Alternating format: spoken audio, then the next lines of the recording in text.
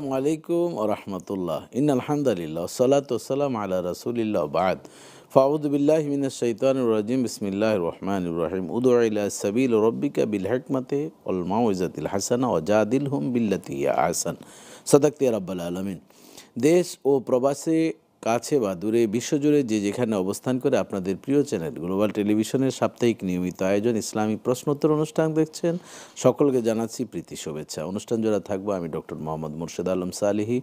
আর আপনাদের জীবন ঘনিষ্ঠ ইসলামী বিভিন্ন প্রশ্নের উত্তর দেওয়ার জন্য আমাদের স্টুডিওতে আমন্ত্রিত হয়েছেন দেশ বরেণ্য একজন ইসলামিক স্কলার, লেখক ও গবেষক রয়েছেন মুফতি মাওলানা মোহাম্মদ হারুনুর রশিদ, সহযোগী অধ্যাপক ও বিভাগীয় প্রধান, সরকারি মাদ্রাসায় আলিয়া, ঢাকা। আসসালামু আলাইকুম রহমতুল্লাহি ওবারাকাতুহু।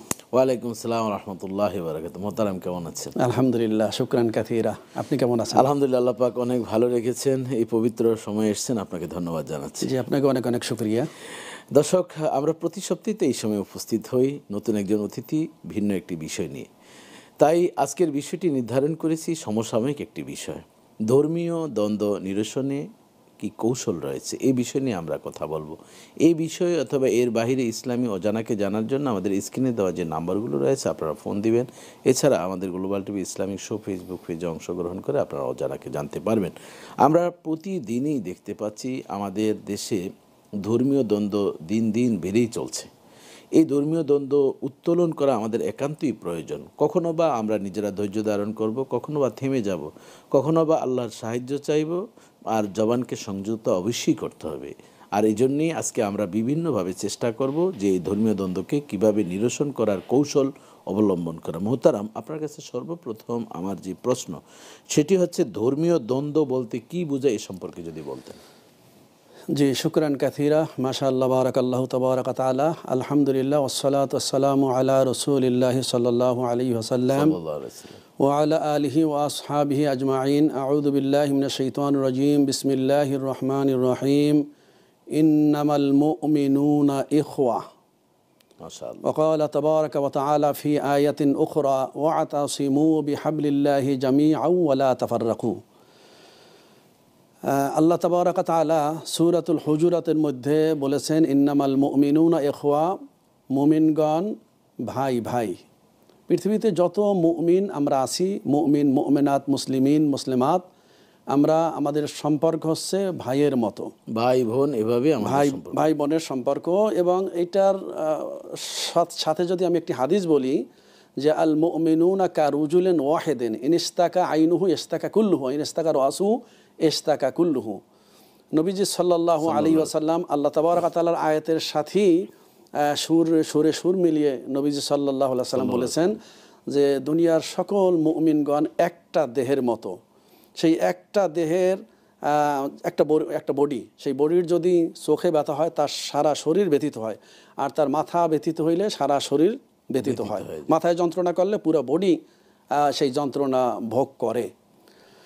তো অপরদিকে আমি আরেকটা আয়াত তেলাওয়াত করেছি, ওয়া'তাসিমু বিহাবলিল্লাহি জামিআন ওয়া লা তাফাররাকু।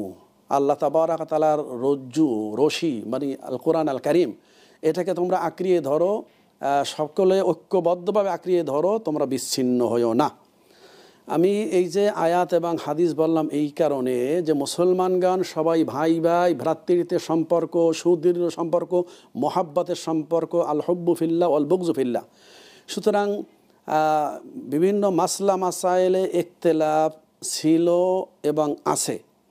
এর অর্থ এই না যে ইখতিলাফের কারণে এক মোমেন আর এক মোমেনের সাথে বিদ্বেষ হবে, সেখানে শত্রুতাপূর্ণ সম্পর্ক হবে। মাসলা মাসাইল আলোচনা পর্যালোচনা করতে গিয়া একজন আরেকজনকে শত্রু মনে করবে বা তাকে আক্রমণ করবে, তাকে বিভিন্ন রকমের ভাষায় আক্রমণ করবে, যাতে মুসলমানদের ভ্রাতৃত্বের সম্পর্কটা ছিন্ন ভিন্ন হয়ে যায়, এটা শরিয়াতে জায়েজ নাই। জি, ইখতিলাফ হতে পারে। আমরা একটা কথা সবাই জানি, মেনি মেন মেনি মাইন্ডস। যত মানুষ তত মত থাকে। আমরা দেখি ডাক্তার, একই রোগের জন্য যদি আমরা একজন ডাক্তারের কাছে যাই, সেই একজন ডাক্তার যেই ওই ব্যাপারে যে তিনি আমাদেরকে সাজেশন দিবেন, অর্থাৎ যে ঔষধের কথা বলবেন, আর এক ডাক্তার ওই একই বিষয়ে হয়তো একটু ভিন্ন ধরে না। আমরা ডাক্তার একজন একটা চিকিৎসা করে ওষুধ দিচ্ছেন, আরেকজন আবার কিছু পরিবর্তন ঘটান। বিস্তারিত শুনবে, তবে একটি ফোন নিতে হচ্ছে। আসসালামু আলাইকুম। দর্শক, আপনাকে গ্লোবাল টেলিভিশনে স্বাগতম। আমরা আছি, নিশ্চয় আপনি আছেন, পরিচয় দিয়ে প্রশ্ন করুন। হ্যালো, আসসালামু আলাইকুম। জি, ওয়ালাইকুম আসসালাম ওয়া রাহমাতুল্লাহ। আমি গাইবান্ধ থেকে বলছিলাম। জি আপু, প্রশ্ন করুন। আসলে আমি এবার এসএসসি পরীক্ষার্থী। আচ্ছা। তো একটা পরীক্ষা আমার অনাকাঙ্ক্ষিত ভাবে খারাপ হয়েছে। আচ্ছা। আর আমি দেখতে পাচ্ছি যে 2-1 মার্ক হলে ওটাতেও আমার ক্লাস সম্ভব। আচ্ছা। তো এটা এখন আসলে আল্লাহ তাআলার কাছে কিভাবে বললে উনি আমার দোয়াটা কবুল করবে বা একটু হবে আমার? মানে রেজাল্টটা ভালো হবে বা এক্সামিনার যিনি দেখবেন তার হৃদয়টা কিভাবে একটু নরম থাকবে। হ্যাঁ, হ্যাঁ। জীবন ঠিকই, আমরাও চাচ্ছি আপনি একটি ভালো রেজাল্ট পান। আমরা চেষ্টা করব আপনাকে কোনো আমল বলার জন্য।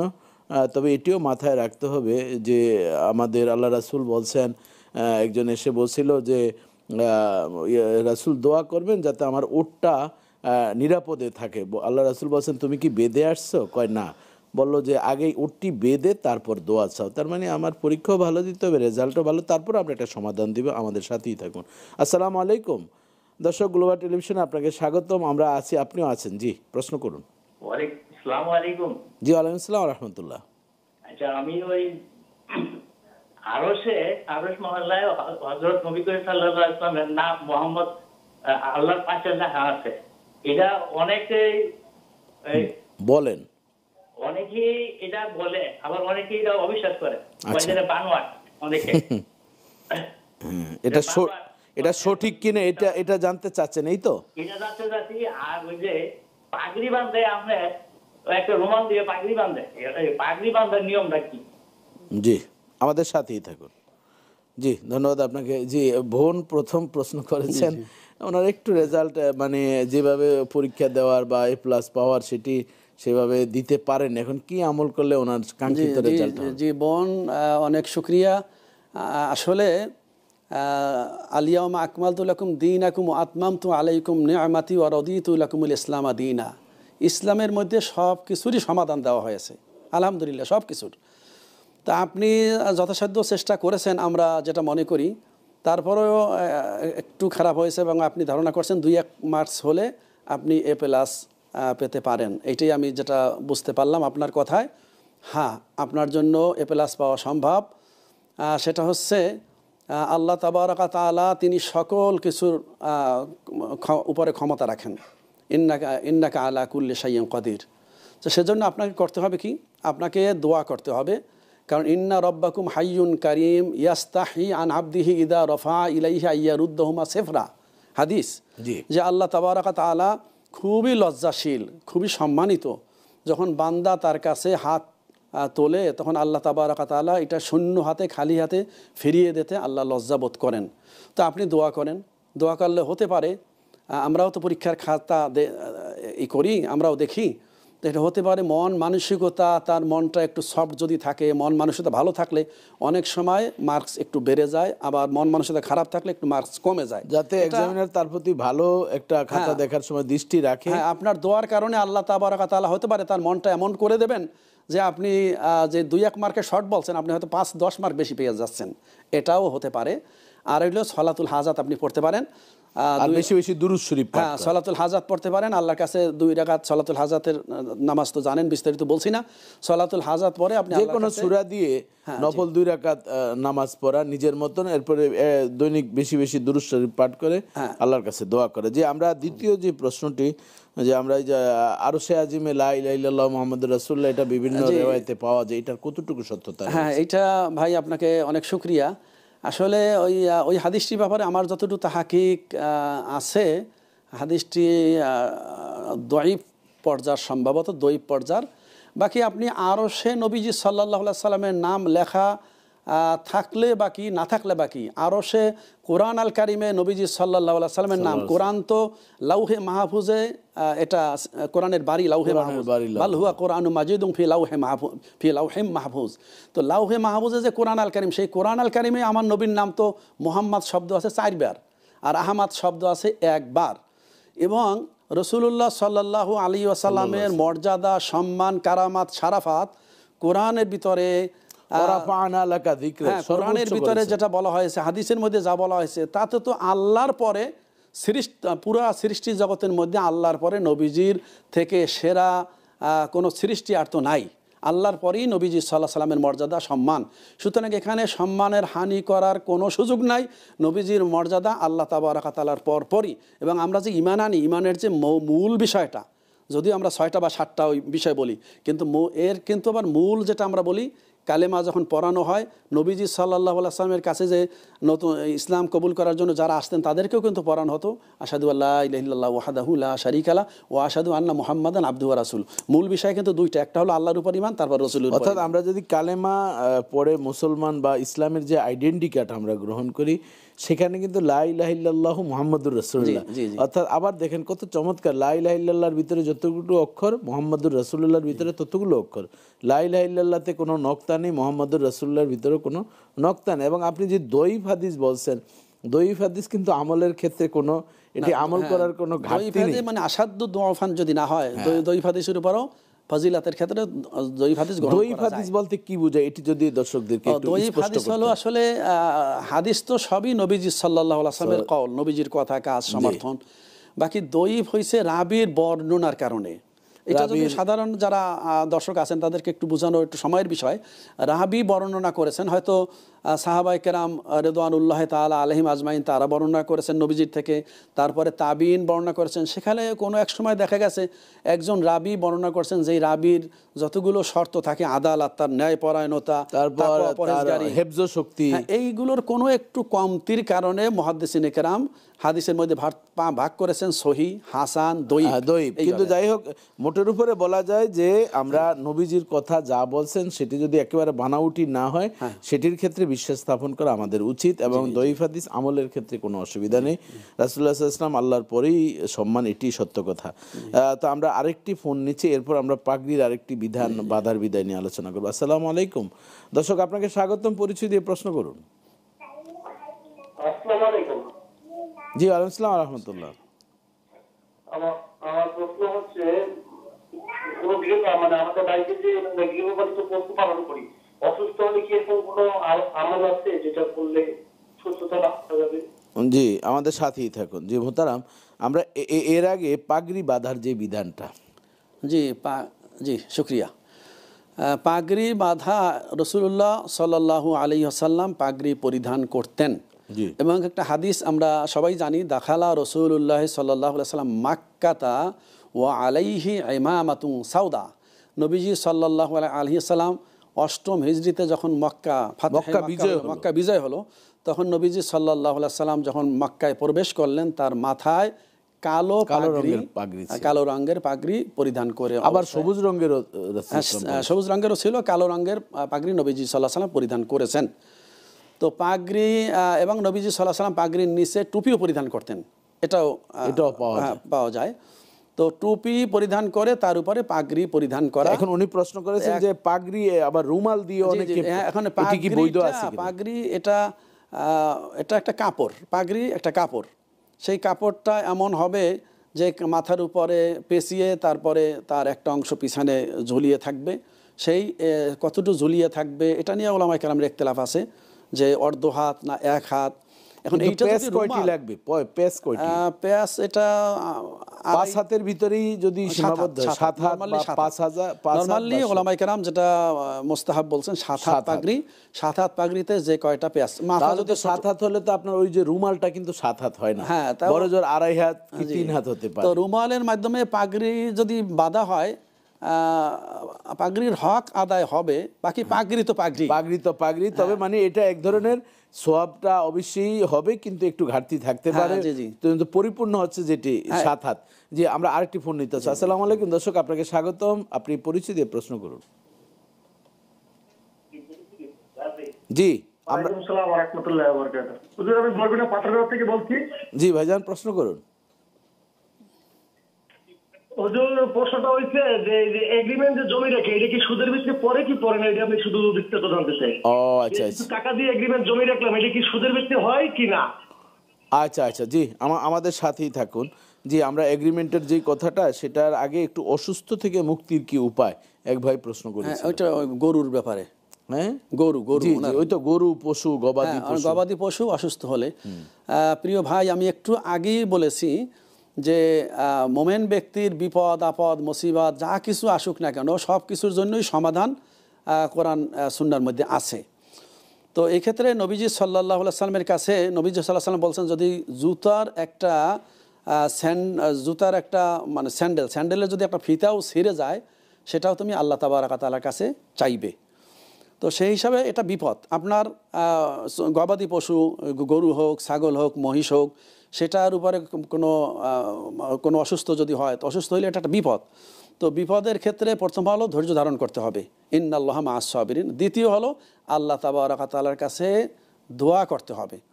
তো আল্লাহর কাছে দোয়া করতে হবে। আরেকটি আমল আপনি করতে পারেন, সেটা হচ্ছে দোয়া ইউনুস, যেটা আমরা বলি লা ইলাহা ইল্লা আনতা সুবহানাকা ইন্নী কুনতু মিনাজ জালিমিন।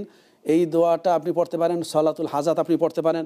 এই নিয়াইতে আপনি 2 রাকাত নামাজ পড়বেন। আল্লাহ যে এই নামাজের ওসিলায়, যেহেতু অবতাগু ইলাইহিল ওসিলা, এর প্রধান ব্যাখ্যা হচ্ছে আল আমালা সালেহাত। সেই হিসাবে নামাজ পড়ার পরে, সালাত আদায় করার পরে তার উসিলা দিয়ে আপনি দোয়া করবেন। এটা তো এটাই বিধান, এবং এই দোয়া করার সাথে সাথে আপনার দোয়া আল্লাহ মঞ্জুর এবং কবুল করতে পারেন। এবং আরেকটি করতে পারেন, রাসূলুল্লাহ সাল্লাল্লাহু আলাইহি ওয়াসাল্লাম বলছেন তো যে প্রত্যেকটি রোগের জন্য মহা ওষুধ হচ্ছে সূরাতুল ফাতিহা। হ্যাঁ, সূরাতুল ফাতিহা তেলাওয়াত করে যদি পানিতে দম দিয়ে পরবর্তীতে ওই গরু বা পশুকে খাওয়ায় এবং সেটাকে গোসল করায়, তাতেও তো একটা নিরাময়ের। জি জি জি, এটাও সূরা ফাতিহা পরে আপনি সরাসরি গরুর গায়ে যদি ফু দেন, তাহলে এটা আলহামদুলিল্লাহ, তাও এই সূরা ধরনের ফাতিহার মাধ্যমে আমল করা যায়। হ্যাঁ, সূরা ফাতিহা শুধু না, কোরআন আল কারিমের অন্য সূরাও যদি আপনি তেলাওয়াত করে ফু দেন, যেহেতু আল্লাহ বলছেন অনুনাজ্জিলু মিনাল কুরআনি মা হুয়া শিফাউ ওয়া রাহমাতুল লিল মুমিনিন। সেই হিসাবে আপনি সূরা ফাতিহা পরে যদি ঝাড়ফুঁক দেন, আপনি যদি জানেন একজন আলেম ঝাড়ফুঁক যদি করে পারলে সেটা ভালো, আর নিজে যদি সহিশুদ্ধ হয় তাতেও কোনো মন্দ নয়। কোনো আচ্ছা, জমিনের এগ্রিমেন্ট যেটি ভালোভাবে আপনি জানেন, আমাদের সমাজে কিন্তু এভাবে আছে যে আমি 10 কাঠা জায়গা আমি ভোগ করছি, তাকে 50,000 টাকা মানে নিল সে। যখন আমি টাকা দিতে পারবো তখন সে জমি পাবে। এর আগে যদি 10 বছর না 20 বছর পর্যন্ত এই জমি খাচ্ছে তো খাচ্ছে, এতে ইসলামের বিধানে কেমন কিবা সুদের আওতাভুক্ত হয়? জি জি, এটা সুদের আওতাভুক্ত হবে। এই ক্ষেত্রে যেটা করা যায়, যেমন বাসা বাড়ির ব্যাপারেও আমরা একই মাসালা, বাসা কোনো ফ্ল্যাট নিয়ে উনি 20 লক্ষ টাকা দিলেন। আমি মানে ওই দর্শকের জন্য একটু আরো স্পষ্ট করে বলছি, এটি খুবই প্রয়োজন। যে একটা ফ্ল্যাট বাড়িতে উনি থাকবেন, মর্গারেজ বলা হয় ওটা, সম্পর্ক মর্গারেজ। তো ফ্ল্যাট বাড়িতে উনি থাকবেন 20 বছর, বা 20 বছর না, চুক্তি হয় নাই, যে যত বছর থাকবেন উনি টাকা দিলেন, যে এই টাকা যখন পরিশোধ করতে পারবেন, যার থেকে ফ্ল্যাট নিলেন, যখন পরিশোধ করতে উনি পারবেন, তখন উনি ফ্ল্যাট ছেড়ে দিবেন। তাহলে এটাও সুদ হবে। এই ক্ষেত্রে ওলামায়ে কেরাম যেটা বলছি, সেটা হচ্ছে সামান্য একটা অংশ হইল, যেমন 20 লক্ষ টাকায় সে ফ্ল্যাটটা নিল, তো ওই ফ্ল্যাটের মালিক তিনি যখন 20 লক্ষ টাকা ফেরত দিতে পারবেন, উনি ফ্ল্যাট ছেড়ে দেবেন। তাহলে হলো কি, ওনার 20 লক্ষ টাকাই রইল, এবং উনি ওই বাসায় থাকতেছে 10 বছর বা 15 বছর বা 5 বছর থাকতেছে। এইটা সুদের আওতায় পড়বে। এই ক্ষেত্রে যেটা ওলামায়ে কেরাম বলছে, যে এখানে যদি ফ্ল্যাটের ভাড়া 500 টাকাও ধরা হয়, তাহলেও এটা জায়েজের পর্যায়ে পৌঁছবে। তো সেই হিসাবে জমির ক্ষেত্রেও কিছু সামান্য হইলেও কিছু টাকা ধরতে হবে। না হলে ওই যে 5 লক্ষ টাকায় জমি উনি কি বললে, বন্ধক না কি বললো, হ্যাঁ মর্গেজ, যেটাকে জমিনের এগ্রিমেন্ট আমরা এই শব্দটা। তো এই 5 লক্ষ টাকা 10 বছর উনি জমিন ভোগ করলো, আর 5 লক্ষ টাকাই পাইলো, তাহলে উনি যে ফসলগুলো নিল, টাকার বিনিময়ে টাকা দিচ্ছে, হ্যাঁ টাকা দিচ্ছে, আর মাঝখানে যে ফসলগুলো পাইলো, তো এটা তো সুদ হবে। তো সেই হিসাবে এই ক্ষেত্রে উনি কিছু টাকা ওই যে 5 লক্ষ টাকা দিল, যে আমি প্রতি বছর আমার 5,000 টাকা করে কর্তৃত্ব হবে, আমি মানে ন্যূনতম তাকে কিছু দিতে হবে। আচ্ছা, এমন যদি হয়, যেমন আমার 2% জায়গা আছে, সেই জায়গা আমি প্রতি বছরই লাগাচ্ছি 2,000 টাকা করে, আবার বছর শেষ হয়ে যায়, আবার সেটি কি বৈধ? না, এটা বৈধ। এটা বৈধ, এটা ভাড়া দেওয়া, এটা ভাড়া। আমি আমার জমি 5 কাঠা জমি একজনকে করলাম, সে ফসল আবাদ করবে, তো আবার নতুন করে নবায়ন করবে, আবার পরের বছর এইভাবে, এটি বৈধ আছে। জি, ধন্যবাদ। আমরা আরেকটি ফোন নিতে চাই। আসসালামু আলাইকুম। দর্শক, আপনাকে স্বাগতম। আপনি পরিচয় দিয়ে প্রশ্ন করুন।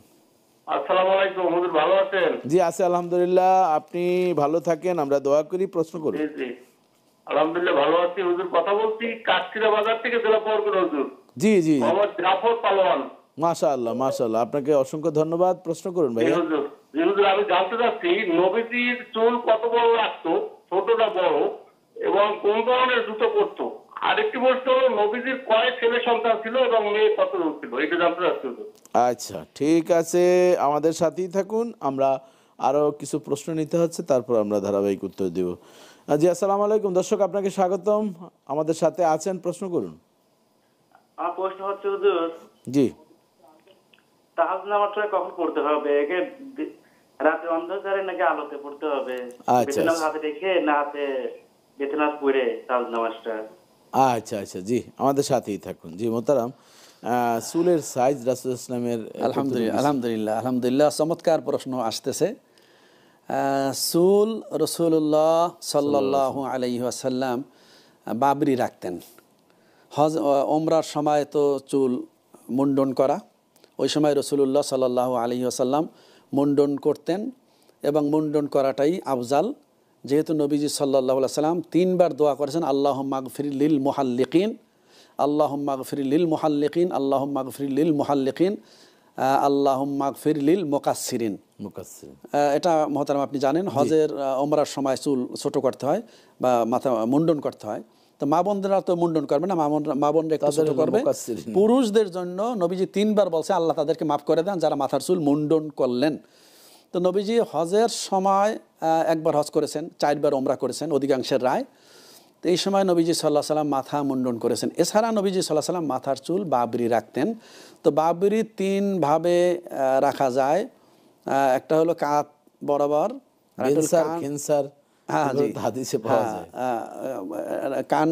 কানের লতি বরাবর, আর একটা হলো কাঁধ বরাবর, একটা হলো মাঝামাঝি বরাবর। তো এটা মুস্তাহাব।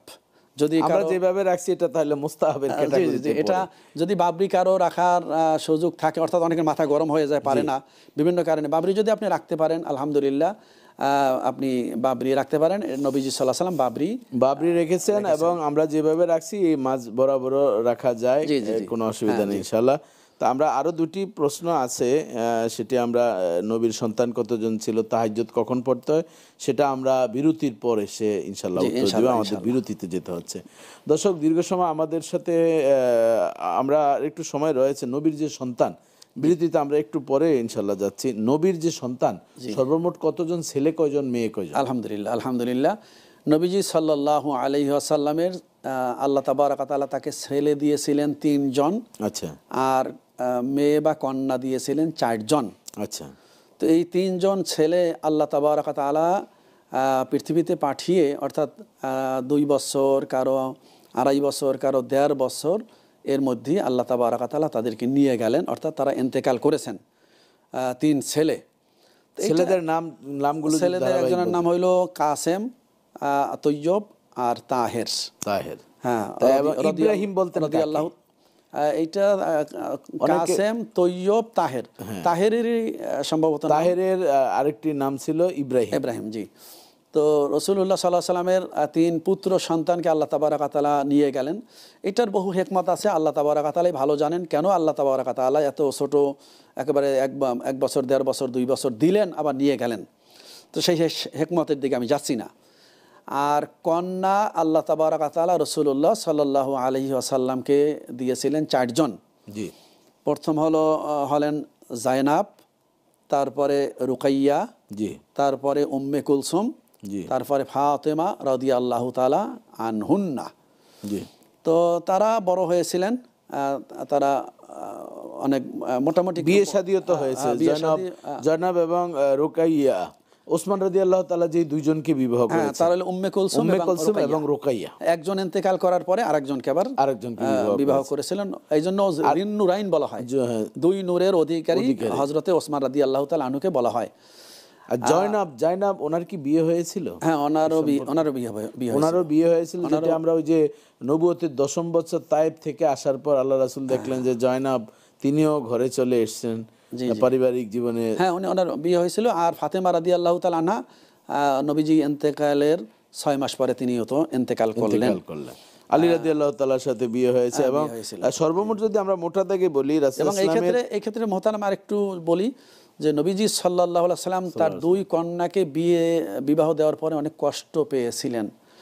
অর্থাৎ আবু লাহাবের এক ছেলে উতবা, আবু লাহাবের এক ছেলে উতবা, তার সাথে নবীজি সাল্লাল্লাহু আলাইহি সাল্লাম উতবা এবং উতাইবা নবীজি সাল্লাল্লাহু আলাইহি সাল্লামের কন্যাকে বিয়ে দিয়েছিলেন। আচ্ছা, বিয়ে দেওয়ার পরে তারা বিভিন্ন রকমের তাদের সাথে নবীজির কন্যার সাথে খুব খারাপ আচরণ করেছিল, বিভিন্ন রকমের গালিগালাজ পর্যন্ত করেছিল নবীজি সাল্লাল্লাহু আলাইহি সাল্লাম, মানে রাসূল ইসলামকে কেন্দ্র করে বিভিন্ন কটূক্তি করেছে। জি জি। পরে নবীজি সাল্লাল্লাহু আলাইহি সাল্লাম সবর করেছেন, ধৈর্য ধারণ করেছেন। আল্লাহ তাবারক ওয়া তাআলা পরে ব্যবস্থা করে দিয়েছেন। তাদের থেকে নিষ্কৃতি দেওয়ার পরে হযরতে ওসমান রাদিয়াল্লাহু তাআলা আনহু তাদের দুইজনকে বিবাহ করলেন। মাশাআল্লাহ। একজন ইন্তেকালের পরে আরেকজন, যেহেতু আপন দুইজনকে একত্রে বিবাহ করা হারাম না জায়েজ। ওয়াং তাজমাউ বাইনাল উখতাইন, তো আপন দুই বোনকে একত্রে বিবাহ করা এটা হারাম না জায়েজ। একজন ইন্তেকাল করার পরে তারপর আরেকজনকে বিবাহ করা। তবে এদের দুইজনের ভিতরে সর্বপ্রথম কাকে গ্রহণ করেছিলেন? ওসমান রাদিয়াল্লাহু তাআলা প্রথম করছিলেন রুকাইয়া রাদিয়াল্লাহু তাআলা আনহা। উনি ইন্তেকাল করার পরেই পরবর্তীতে উম্মে কুলসুম রাদিয়াল্লাহু তাআলা আনহাকে উনি বিবাহ করেছেন।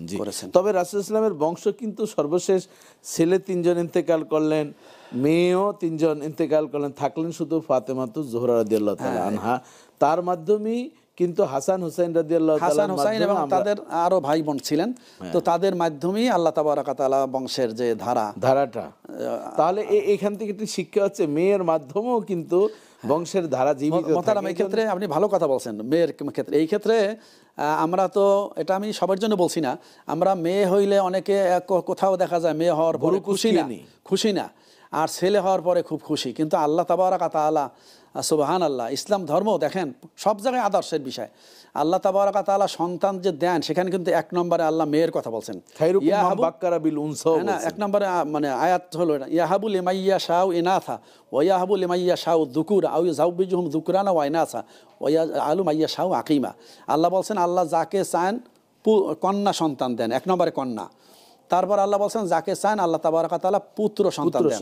পরে আল্লাহ বলছেন যাকে আল্লাহ চান পুত্র দেন, কন্যাও দেন। তার মানে সবকিছু আল্লাহর মাশিয়াত। জি, ধন্যবাদ আপনাকে। আমরা আবারও আলোচনা করব, তবে বিরতির পরে।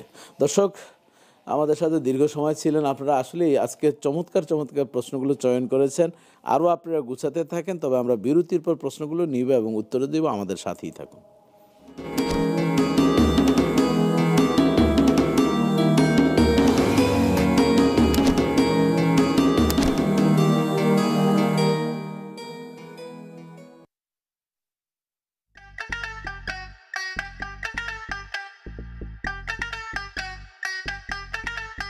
আপনি যে একটা বউ পাইছেন, লাখ এক। এরকম বউ হয় না, বানাই নিতে হয়। স্বামী ভক্ত বউ। যদি এমন হতো যে আমি খেলে ওর পেট ভরে যাবে, তাইলে ওর আর কষ্ট করে খেতে হতো না, তাহলে খুব ভালো হতো। আর বউ তো দেখো না সবসময় আমাকে তোয়াজ করে কথা বলে, ভাল লাগে না, বোরিং। সারপ্রাইজ! একটু ফ্রেন্ডদের সাথে গিয়ে একটু ড্রিঙ্কস করলা, একটু নাচানাচি করলা, সারাদিন অফিস করো তো, একটু এনজয়মেন্ট হবে, ভাল লাগবে। কালকে 20 লাখ টাকা ডিপিএস করে ফেলবো।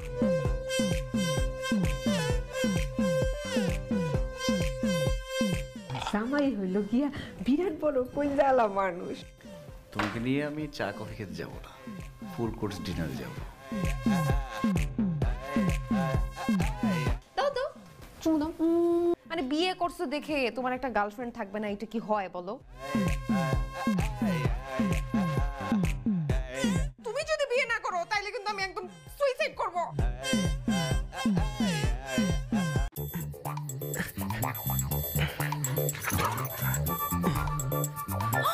এই সময় চকো বাইটস কি করব বলো, খুব খেতে ইচ্ছে করছিল। তো খাও। আরে না, জানোই তো চকো বাইটস শেয়ার না করে খাওয়া যায় না।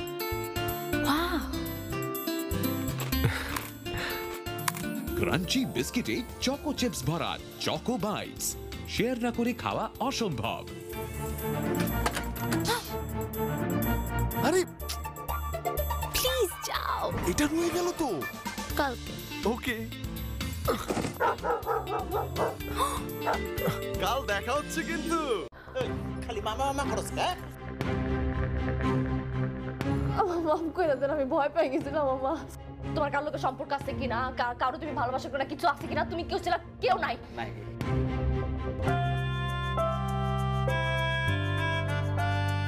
তুমি আমার জান। ফেসবুকে পরিচয় হয়েছে, তাতে বুঝা গেলি যে পোলাটা খুব ভালো। তোমার অনেক ভালোবাসি। তুই অন্যকে কথা কইতে আমার সারাদিন মোবাইলের মধ্যে যে ঢুইকা থাকো, কি করো আমি জানি না।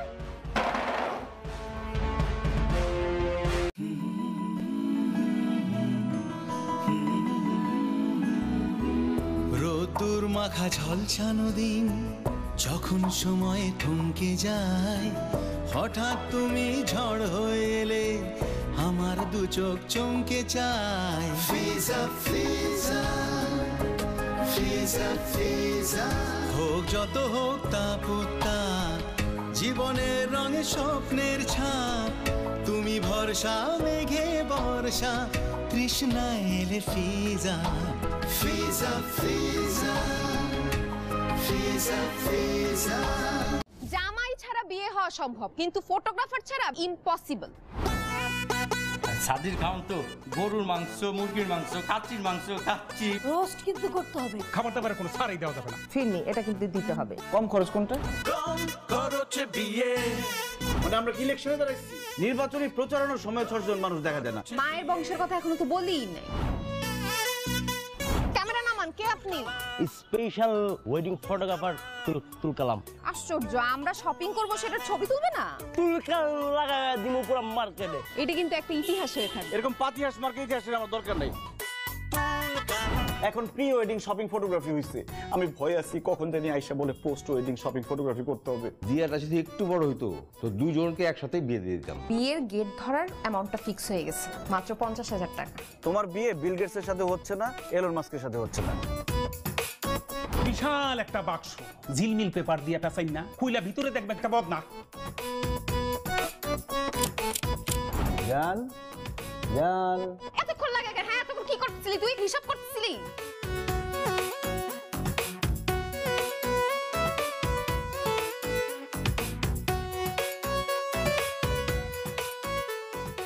অলিতে গলিতে মানুষ ফিট করে দিতে হবে, মানুষ লাগা দিতে হবে, সব জায়গায় লিফলেট থাকবে, বড় কইরা রিফাতের ছবি থাকবে, বুঝছো? ম্যাডাম সেইটা ঠিক আছে, তাইলে এখন লিফলেটের মধ্যে কি লিখুন? লেখো হারানো বিজ্ঞপ্তি।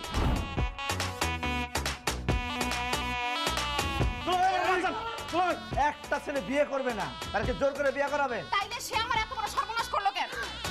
কি এবার সর্বনাশ করে ফেলাইছো? এই আমি তোর কি সর্বনাশ করছি? গায়ে হাত দিবি না। দেখছেন দেখছেন আমার জীবনের লাল বাতি জ্বালা এখন কি বলতেছে? দুলাভাই আপনি ওটা জিজ্ঞেস করেন আমি কোন জায়গায় লাল বাতি জ্বালাইছি? কোন জায়গায়? ওরা হচ্ছে স্পেশাল ফোর্স সিসিটিভি। সিসিটিভি মানে? তুমি সারাদিন কি করো, কই কই যাও, কাদের সাথে আড্ডা দিয়ে বেড়াও, সবকিছু ওরা আমাকে রিপোর্ট করবে আর আমি সাথে সাথে আঙ্কেলকে রিপোর্ট করব। কি এটা? হ্যাঁ ছিল না শেরানি। এই জিনিস পড়ার যোগ্যতা কারো হয় 20 বছরে, কারো হয় 40 বছরে, আবার কারো সারা জীবনেও হয় না। তোমার যোগ্যতা হয়েছে, ধরো এখন তুমি পড়া ফেলো। এই বিয়ে সংস্কার আমার ভালো লাগে না, এসব আমি পড়বো না, এটি ফালাম। ও মা গো মা, এই যে কি করলা? ওই ছেলের আমি ত্যায্য করুন, ত্যায্য।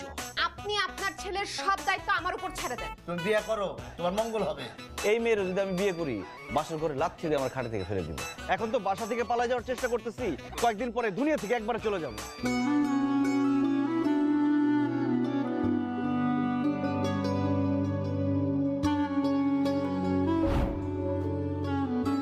তুমি আসছো, দেখো আমার কি অবস্থা করছে, বস্তার মধ্যে বাইন্ধা রাখছে। এক কাজ করেন, আপনারা সবাই মিলা ওরে আধা ঘন্টা একটু বানানি দেন।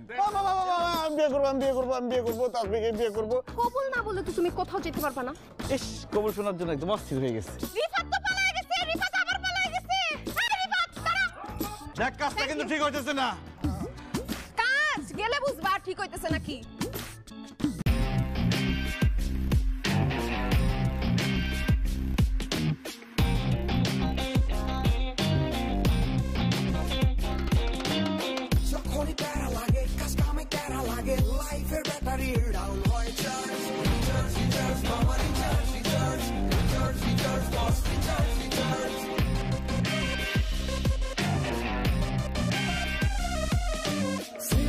Feel now, go around.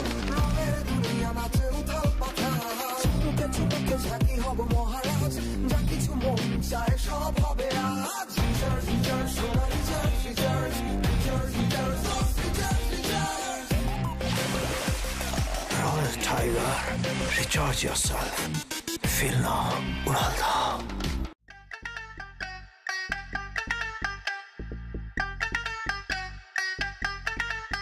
আপনি যে একটা বউ পাইছেন লাখ এক, এরকম বউ হয় না, বানাই নিতে হয়। স্বামী ভক্ত বউ। যদি এমন হতো যে আমি খেলে ওর পেট ভরে যাবে, তাইলে ওর আর কষ্ট করে খেতে হতো না, তাহলে খুব ভালো হতো। আর বউ তো দেখো না সবসময় আমাকে তোয়াজ করে।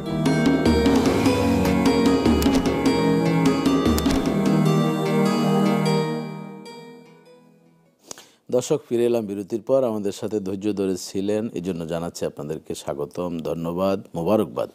আমরা আলোচনা করছি ধর্মীয় দ্বন্দ্ব নিরসনের কৌশল। এ নিয়ে আলোচনা করতে গিয়ে আমরা একটি পর্যায়ে পৌঁছেছিলাম যে ধর্মীয় দ্বন্দ্বের যে মোটা দাগে যে আমাদের ভ্রাতৃত্ব বন্ধন, মুসলমান একজন আরেকজনকে ভাই হিসাবে মেনে নেওয়া, ছাড় দেওয়া ইত্যাদি, এইসব বিষয় নিয়ে আমরা আলোচনা করছি।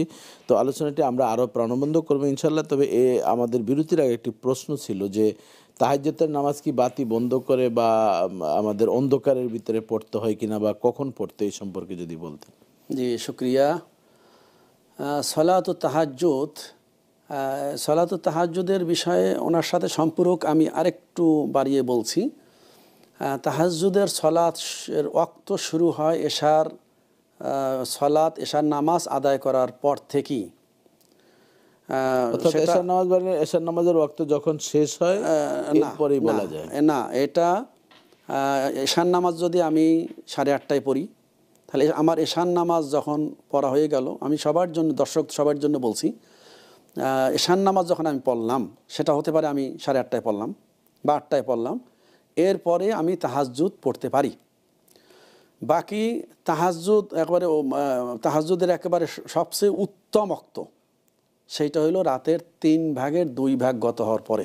আচ্ছা, সেটা টাইমটা আমরা বলে থাকি, সেটা শীত এবং গ্রীষ্মকালে একটু পরিবর্তন হয়, সেটা 2টা, 4টা, 4:30 বা 2টা, 3টা বা 3টার সময় বা 4টার সময় উত্তম টাইম। এইটা হলো সব থেকে উত্তম টাইম। কারণ যে হাদিসে আসছে, মুসলিম শরীফের হাদিসে, আল্লাহ তাআলা প্রথম আসমানে নেমে আসেন রাতের যখন একাংশ বাকি থাকে। জি, রাতের একাংশ বাকি থাকে বা 3/2 বাকি থাকতো, এটা অন্য রাওয়ায়াতে আসছে। তো তখন আল্লাহ তাবারক ওয়া তাআলা ডাকতে থাকেন যে কার কি অভাব আছে আমার কাছে বলো, আমি তোমার অভাব দূর করে দিব। তো সেই হিসাবে আর আপনি সলাতুত তাহাজ্জুদ আদায় করবেন, এটা তো গোপনই হয়, গোপনে বা প্রকাশ্য হতে পারে। 2-3 জনে 4 জনে মিলেও তাহাজ্জুদ নামাজ পড়ে, যার তাহাজ্জুদ সে পড়তেছে, একজনের তাহাজ্জুদ আরেকজনে দেখছে, সেটা হতে পারে। বাকি বাতি অফ করে, যে প্রশ্নটা ছিল, বাতি অফ করে না, বাতি প্রিয় ভাই, বাতি অফ একেবারে অন্ধকার, সেজদার জায়গাটা অন্ধকার থাকবে, এটা মাকরু বলা হয়েছে। এটা শুধু তাহাজ্জুদ না, যে কোনো নামাজি আপনার সেজদার জায়গাটা যেন হালকা হইলেও দেখা যায়, হালকা, সেটা ডিম লাইটের মাধ্যমে দেখা যায়, খুব বেশি আলো থাকতে হবে এমন না। মানে অর্থাৎ নফল ইবাদতগুলোর একটা গভীর মনোযোগের জন্য যাতে খুব আলোকসজ্জা না থাকে। হ্যাঁ, আলোকসজ্জা কথা এটি, যতটুকু আমরা ডিম লাইট বা একটু দেখা যায় ঝাপসা, এই ধরনের। আর যদি আপনি অন্ধকারে পড়েন, লাইট জ্বালাইলে হয়তো অন্য যারা তাহাজ্জুদ পড়েন তাদের সমস্যা হবে। আপনি যদি অন্ধকারে পড়েন তাহাজ্জুদ, তাও আলহামদুলিল্লাহ আপনার তাহাজ্জুদ হবে। যদি কারো ঘুমের কোনো ক্ষতি হয়, তাহলে সেই দিকটার কারণে অন্ধকারের কথা বলছেন। তবে মূলত একটু রিমঝিম আলো থাকাটা উচিত। হ্যাঁ, যদি সুযোগ থাকে তাহলে আপনার সেজদার জায়গাটা যেন একটু দেখা যায়। এটার কারণটা হচ্ছে মূলত যে যেমন আপনি সেজদার জায়গায় কোনো ধ্বংসাত্মক কিছু আসে কিনা বা কোনো সমস্যা সুবিধা, মূলত কিন্তু এটির জন্য বলা হয়। গ্রামের মাঝে একটা বিচ্ছু আসতে পারে, একটা সাপ আসতে পারে, বিভিন্ন বিপদ। আল্লাহ রাসূল এর জন্য চান নাই যে আমার উম্মত কোনো ইবাদত করতে গিয়ে বিপদগ্রস্ত। ধন্যবাদ আপনাকে। আরেকটি ফোন নিতে হচ্ছে। আসসালামু আলাইকুম দর্শক, আপনাকে স্বাগতম। আমরা আছি আপনার সাথে, পরিচয় দিয়ে প্রশ্ন করুন। হ্যালো, জি, আসসালামু আলাইকুম। ওয়ালাইকুম সালাম। হুজুর ভালো আছেন? জি আছি আলহামদুলিল্লাহ।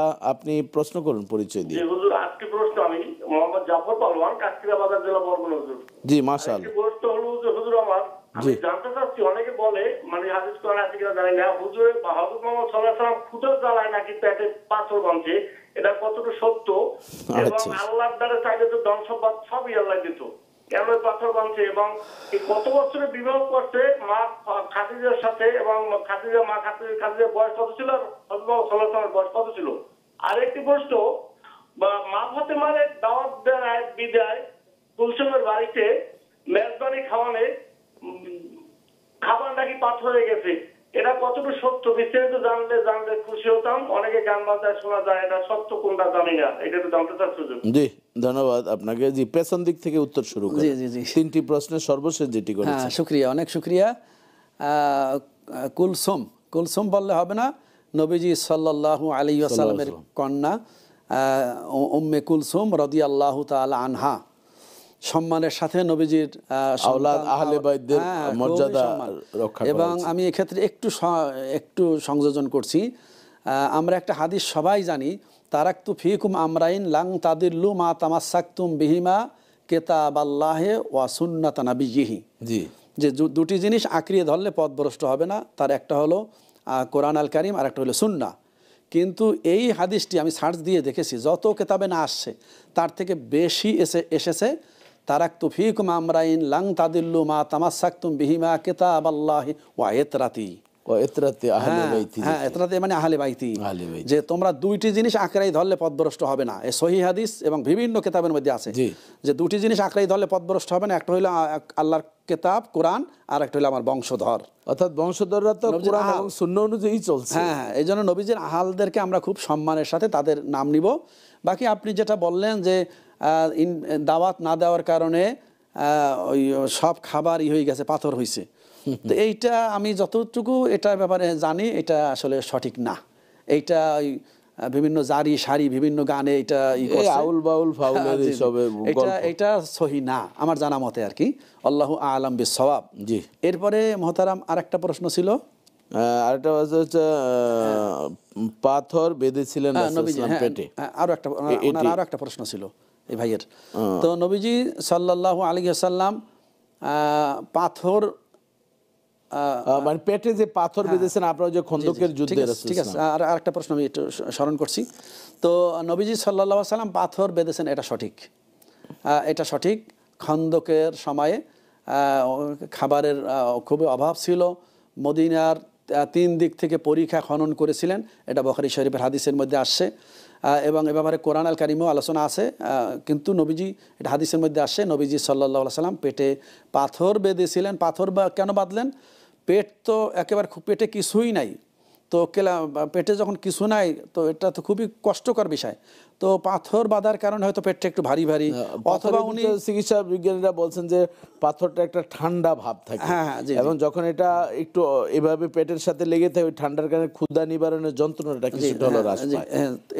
এই একটা। আর একটা হতে পারে যে হয়তো সাহাবায়ে কেরাম বেশি কষ্ট পাবেন যে নবীজির পেট একেবারে পিঠের সাথে লেগে গেছে, এইটা সাহাবায়ে কেরাম যেন অত কষ্ট না পান, এই জন্য পাথর বেঁধে বুঝাইতে চাইছেন যে তা আমার পেটে আছে।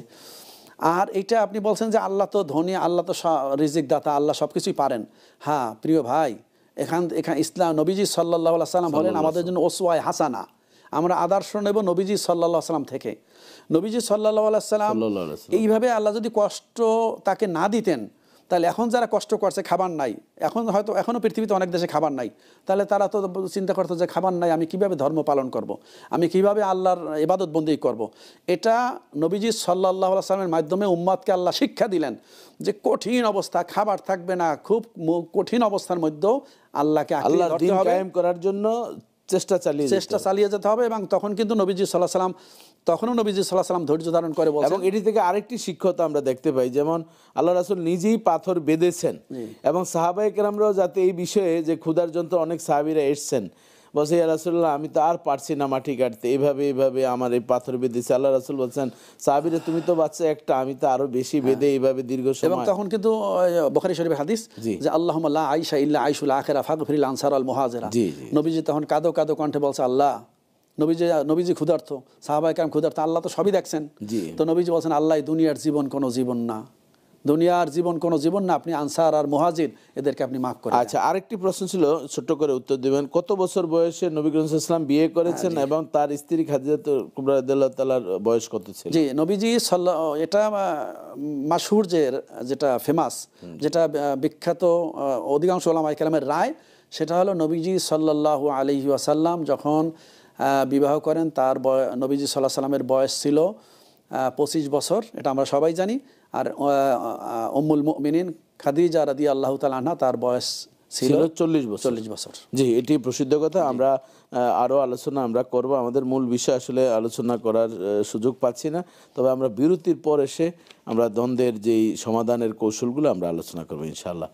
জি দর্শক, আমাদের সাথে যে ছিলেন, আপনারা প্রশ্নগুলো বেশ সুন্দরই গুছিয়েছেন, আরও গুছাতে থাকেন। তবে বিরতির পর এসে বাকি প্রশ্নগুলো আমরা শুনব এবং উত্তর আমরা দিব। আমাদের সাথেই থাকুন।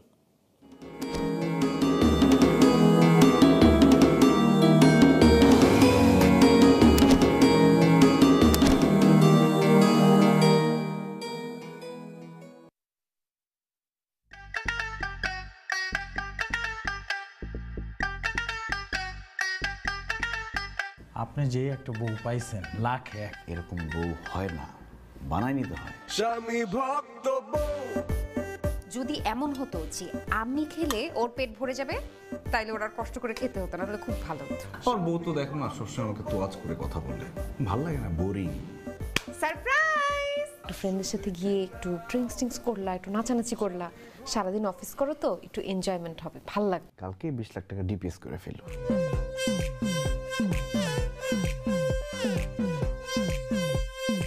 জামাই হইল গিয়া বিরাট বড় কইজালা মানুষ।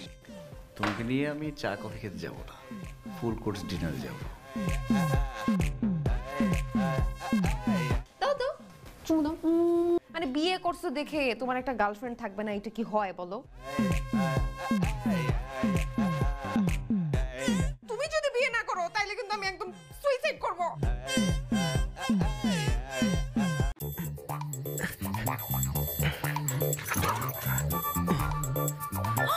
এই সময় চকো বাইটস কি করব বলো, খুব খেতে ইচ্ছে করছিল। তো খাও। আরে না, জানোই তো চকো বাইটস শেয়ার না করে খাওয়া যায় না।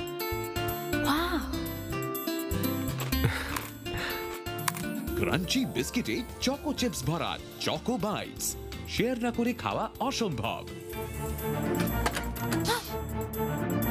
আরে প্লিজ যাও। এটা রয়ে গেল তো কালকে। ওকে, কাল দেখা হচ্ছে কিন্তু। খালি মামা মামা করছ না? আমার মাফ করে দেন, আমি ভয় পেয়ে গেছিলাম। মামা, তোমার কারোর লোকের সম্পর্ক আছে কিনা, কারো তুমি ভালোবাসা কিনা, কিছু আছে কিনা, তুমি কেউ ছিল, কেউ নাই।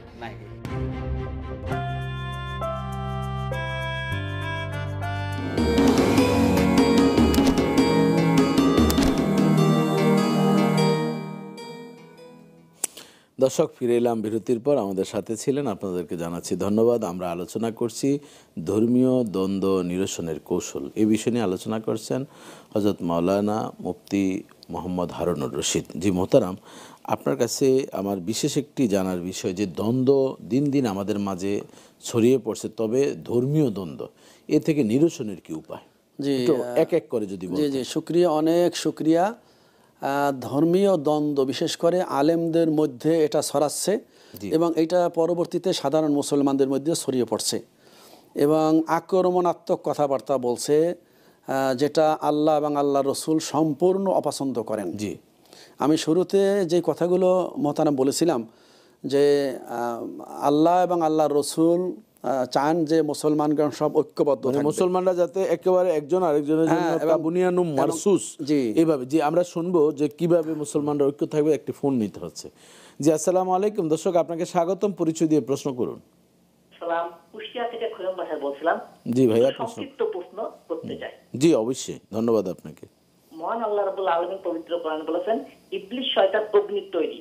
এই ইবলিস শয়তানকে আল্লাহ কোন অগ্নি দ্বারা দগ্ধ করবেন? দ্বিতীয় প্রশ্ন, ইবলিস আদমকে সিজদা করলো না, এটা কি আল্লাহ পূর্ব থেকে জানতো না? আসসালামু আলাইকুম। মাশাআল্লাহ, ধন্যবাদ আপনাকে। আপনি বেশ স্টাডি করে এই প্রশ্ন করেছেন, এই জন্য আপনাকে ধন্যবাদ জানাচ্ছি। জি মোহতারাম, দ্বিতীয় প্রশ্ন থেকে উত্তর শুরু করেন। জি, শুকরিয়া, অনেক শুকরিয়া। ইবলিস, আল্লাহ তো জানেন যে সিজদা করবেন না, তাহলে আল্লাহ ইবলিসকে কেন বললেন সিজদা করার জন্য? না, এটা আল্লাহ তো সব জানেন, এটার একেবারে সহজ উত্তর।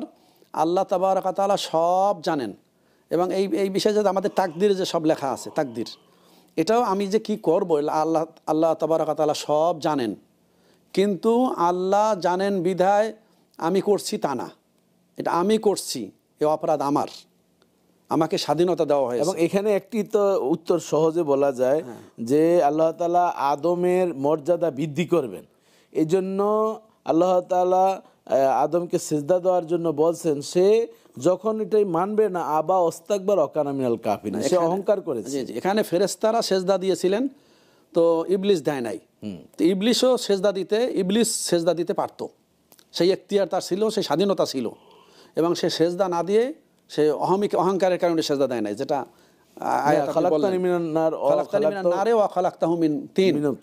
যে আগুনের গতি উপরের দিকে আর মাটি থাকে নিচে, তাই মাটির জিনিসকে আগুনে কেন সেজদা দিবে, অহংকার। তখন আল্লাহ তাবারক ওয়া তাআলা বলছেন কিন্তু যে এখানে বসে এবং অন্য জায়গায় বলছে যে এখানে বসে অহংকারী করা যাবে, ফাখরুজ মিনহা মাদমুমাম মাদহুরা, এখান থেকে বের হয়ে যাও। সুতরাং এখানে আপনার দর্শক, আপনার এটা আল্লাহ সবই জানেন, কিন্তু দায়ী ব্যক্তি করার স্বাধীনতা, ভালোটাও করতে পারে খারাপও করতে পারে। ইবলিস সেজদা দিতে পারতো, সে অহংকারের কারণে দেয় নাই, এই জন্য সে দায়ী। এমনটি হলে তো এমন হয় যে আল্লাহ তাআলা জানেন কারা কারা জাহান্নামী, তাহলে তো তারা জাহান্নামের কাজই করতেছে। কিন্তু আল্লাহ তাআলা ভালো মন্দ তো বুঝিয়ে দিয়েছেন, এখানে আছে বিষ, এখানে আছে কলা, এখানে আছে আপেল, আমার যেটা স্বাস্থ্যসম্মত সেটাই তো আমি খাচ্ছি। তাহলে আমরা ভালো তো বুঝি, ওটাও তো সেভাবে আমরা ভালোটা বুঝে বুঝে করতে হবে। জি জি, শুকরিয়া। আর ওনার প্রশ্ন, একটি প্রশ্ন ওনার আছে, ইবলিসকে কোন আগুন দিয়ে বানানো হয়েছে? এটা কি দুনিয়ার যে আগুন দেখছি নাকি? প্রিয় ভাই, এটার জবাব একেবারে সহজই নেন। মানুষ তৈরি তো আদম আলাইহিস সালাতু ওয়াস সালাম, তিনি তৈরি মাটির মাধ্যমে, সেই মাটির মাধ্যমে তৈরি। তো মাটির মানুষকে মাটি দিয়ে যদি আঘাত করা হয়, সে কি ব্যথা পাবে না? অবশ্যই। তো ইবলিসকে যে আগুন দিয়ে তৈরি করা হয়েছে, আল্লাহ তাবারক ওয়া তাআলা তো সর্বশক্তিমান, তিনি এমন তাকে শাস্তি দেওয়ার জন্য যেই আগুন দরকার, ইবলিসের আগুনের ইবলিসকে শাস্তি দেওয়ার জন্য, ইবলিসকে জ্বালানোর জন্য ওইরকম কোয়ালিটির আগুন, ওই আগুনের ধরন ভিন্ন হবে হয়তোবা। এবং আমাদের দুনিয়াতে যে আমরা আগুন দেখছি, এমন তো হাদিসে বর্ণনায় পাওয়া যায় যে জাহান্নামের যে আগুন, সেটাকে 70 ভাগের 1 ভাগ, 70 ভাগের 1 ভাগ হলো দুনিয়ার আগুন, এবং ধোঁয়া থেকে সেটাকে একটি প্রসেসিং করে এই দুনিয়াতে আগুনটা দেওয়া হয়েছে, কাজে সেটি কোনো আমাদের ডাজেন্ট ম্যাটার। তবে আমাদের এখন বিষয় হচ্ছে এই দ্বন্দ্ব নিরসনের যে উপায়গুলো। দ্বন্দ্ব নিরসনের জন্য প্রথমে আমি যেটা বলেছি, যেই দ্বন্দ্বের মধ্যে শত্রুতা তৈরি হয় মুসলমানদের মধ্যে, আলেমদের মধ্যে, এটা হারাম, এটা জায়েজ নাই। জি, বাকি এখন কি করতে হবে, কোনো মাসালার মধ্যে সাহাবায়ে কেরাম রিদওয়ানুল্লাহ তাআলা আলাইহিম আজমাইন, তাদের মধ্যেও ইখতিলাফ ছিল। এক সাহাবা রাদিয়াল্লাহু তাআলা আনহু, উনি একটা মতামত পেশ করছেন, আর এক সাহাবী আর একটা মতামত পেশ করেছেন। এটার আমি সময় সংক্ষেপের কারণে বিস্তারিত যেতে পারছি না, কিন্তু সাহাবায়ে কেরাম রিদওয়ানুল্লাহ তাআলা আলাইহিম আজমাইন, তাদের মধ্যে কিন্তু ভ্রাতৃত্বের মানে বন্ধন, সুদৃঢ় বন্ধন ছিল। এবং যে 4 জন যে মাযহাব, ইমাম হানাফি, শাফি, মালিকি, হাম্বলি, এরা কিন্তু কাউকে কোনো আঘাত করেন না। যেমন ইমাম শাফি রহমতুল্লাহ আলাইহি মসজিদে নববীর ইমাম ছিলেন, ইমাম আবু হানিফা রহমতুল্লাহ আলাইহি আসলেন, ইমাম আবু হানিফা বলছেন আমরা মসজিদে নববীতে যাব, সবাই কিন্তু জোরে আমিন বলতে হবে। এদিকে ইমাম শাফি রহমতুল্লাহ আলাইহি বলছেন ইমাম আবু হানিফার অনুসারীরা কিন্তু আমিন জোরে বলেন না, কাজেই তোমরা উনি যেই কয়দিন থাকবে আমিন জোরে বলবে না। দেখুন, আসার পর সাংঘর্ষিক, ইমাম আবু হানিফা রহমতুল্লাহ আলাইহি শিখিয়ে দিয়েছেন, আমিন জোরে বললেন। ইমাম শাফি বললেন দাঁড়িয়ে যে আমি তো নিষেধ করেছি আমাদের মাঝে ইমাম আবু হানিফা, তিনি আসার কথা, তিনি হয়তো আসছেন, কারা আমিন জোরে বলেন? ইমাম আবু হানিফা রহমতুল্লাহ আলাইহি দাঁড়িয়ে বলছেন, হুজুর আমাদের যারা আপনার সম্মানার্থে আমরা তাদেরকে শিখিয়েছি আমিন জোরে। দেখেন, এখানে তাদের কিন্তু ইগো প্রবলেম ছিল না, বরং একজনের প্রতি একজনের কত শ্রদ্ধার দৃষ্টিটা ছিল। জি, তো দ্বন্দ্ব নিরসনের জন্য আমরা প্রথম যাব কেতাবুল্লাহর দিকে, আল্লাহর কেতাবের দিকে, যে কোরআনে এর সমাধান আছে কিনা। তারপরে আমরা যাব হাদিসের দিকে, আর বিশেষ করে কোরআন আল কারিমে আল্লাহ তাবারক ওয়া তাআলা সমাধান হতেছেন যে ফাইং তানাজাতুম ফি শাইইন ফারদুহু ইলাল্লাহি ওয়ার রাসূল, যদি কোনো বিষয়ে তোমাদের দ্বন্দ্ব হয়, কোনো মাসলা মাসাইল, কোনো বিধিবিধানের ক্ষেত্রে, হুকুম হাকামের ক্ষেত্রে যদি দ্বন্দ্ব হয়, তাহলে তোমরা এটা আল্লাহ এবং আল্লাহ রসুলের দিকে চলে যাও। আল্লাহ তাবারক ওয়া তাআলা কি বলছেন, আল্লাহ রসুল সাল্লাল্লাহু আলাইহি ওয়াসাল্লাম কি বলেছেন। এখন প্রশ্ন হলো, বিভিন্ন মাসালার ক্ষেত্রে হাদিসের ব্যাখ্যা একাধিক হতে পারে। আমরা একটা সালিসিতে বসলেও কিন্তু তার বিচার হবে এক জিনিস, কিন্তু 3 জনে 3 রকমের মত দেয়। এটা আমি শুরুতেই বলেছিলাম, মেনি মেন মেনি মাইন্ডস, যে যত মানুষ তত মত, যত মানুষ তত তাদের মত। তো সেই হিসাবে এখানে কি করতে হবে, আমরা কোরআনের সমাধান খুঁজবো, কোরআনে না যদি সরাসরি আমরা না পাই হাদিসে যাব, তো কোরআন হাদিসের মাধ্যমে সমাধান তো চায়ের ইমাম আবু হানিফা রহমতুল্লাহ, ইমাম শাফি, ইমাম মালিক, ইমাম আহমদ, আরও বিভিন্ন ইমামরা আছেন, তারা মাসুর হন নাই, তারা এর সমাধান দিয়ে গিয়েছেন। এরপরে আমার কাছে আমি একটা কোনো মাসালার ক্ষেত্রে একজনে এটা বলছেন হয়তো আফজাল, আর একজন বলছেন এটা সুন্নত, আর একজন বলছেন বেদাত, যেটা নিয়ে আমাদের সমাজে এখন ব্যাপকই চলছে। একজনে বলছেন এটা সুন্নত, আর একজনে বলছে বেদাত। এই ক্ষেত্রে আলেমদের ভূমিকা হবে কি? আলেমদের ভূমিকা হবে তারা তাদের নিজেকে বিজয়ী করার জন্য না, নাউজুবিল্লাহ মিন যালিক, তারা সত্যকে পাওয়ার জন্য, যে আসলে কোন দলিলটা বেশি শক্তিশালী, কোন দলিল কোনটির মাধ্যমে ভারসাম্যতা রক্ষা হবে, মুসলমানদের উপকার হবে, কোনটা শক্তিশালী, কোনটা আল্লাহ বাংলা রসুলের দিকে বেশি শক্তিশালী। দলিল হয়তো ইজতিহাদের দিক থেকে দুই দিকেই যায়, সেটাকে তারা বিনা দ্বিধায় যখন বুঝবে যে এইটাই বেশি শক্তিশালী, সেটাকে সকল মুসলমান গ্রহণ করে নেবে এবং তারা ভ্রাতৃত্বের বন্ধনে সুদৃঢ় থাকবে। আর যদি দুই রকমের মত, যে দুইটাই একদল বলতেছে এইটাই আমাদের কাছে বেশি সহি মনে হচ্ছে, আর এক দল বলতেছে এইটাই আমাদের কাছে বেশি সহি মনে হচ্ছে, তো সেই ক্ষেত্রেও ভ্রাতৃত্বের বন্ধন থাকবে, কোনো গালাগালি হবে না, কোনো আক্রমণাত্মক কথা হবে না, খুব বন্ধুত্বপূর্ণ সম্পর্ক থাকবে মুসলমানের মধ্যে। তখন সম্মান জানাবে যে উনি যেটা বেশি সহি মনে করছে উনি ওইটা আমল করবে, উনি যেটা বেশি সহি মনে করছে উনি ওইটা আমল করবে। আচ্ছা, আমরা যে সম্প্রতি আমাদের শবে বরাতের বিষয় নিয়ে বাড়াবাড়ি করতে গিয়ে একজন খুব খারাপ একটা শব্দ চয়ন করেছেন, যে এই শবে বরাতের রাতে মসজিদে যে ইবাদত করার এর চেয়ে আরো খারাপ জায়গায় যাওয়া, এটি কি সঠিক? না মোহতারাম, লাইলাতুন নিসফে মিন শাবান, যখন আপনি এটা নিয়েই এসেছেন, লাইলাতুন নিসফে মিন শাবান, তো এই ক্ষেত্রে এটা নিয়ে বেশ আমাদের ব্যাপক আলোচনার বিষয়। তো লাইলাতুন নিসফে মিন শাবান এটা সহিহ হাদিসের মাধ্যমে প্রমাণিত। আচ্ছা, এই রাতের ফজিলাত যে ইন্নাল্লাহা লা ইয়াত্তালিউ ফি লাইলাতিন নিসফি মিন শাবানা ফায়াগফিরু লিজামিই খালকি ইল্লা লিমুশরিকিন আও মুশাহিন, যে আল্লাহ তাবারক তাআলা সৃষ্টিকে মাফ করে দিবেন।